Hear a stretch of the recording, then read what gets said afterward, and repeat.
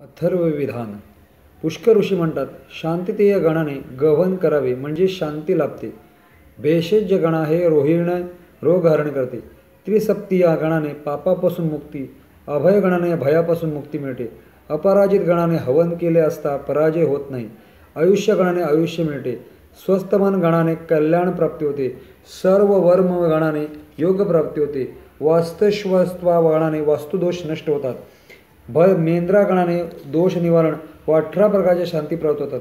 या 18 शांती म्हणजे वैष्णवी, ऐद्री, ब्राह्म्य, वायव्य, कारुणी, कौबरी, भार्गवी, प्राजपत्य, त्वष्टा, कौमरी, वनवदेवता, अंगरसी, मरुदगण, गांभीरी, निवृत्तकी, यामा, पार्थिवा या होत.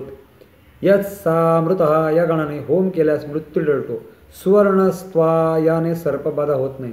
इंद्रेण दत्तम किंवा देव मारुती याने कामसिद्धी होते. इंद्राणदणम याने बाधा टळतात. इमा देवी या गणाने परमशांती मिळते. यमस्य लोका या गणाने वाईट स्वप्नांचे निरसन होते. इंद्रश पंचवाणिज्य या गणाने परमपुण्य प्राप्त होते.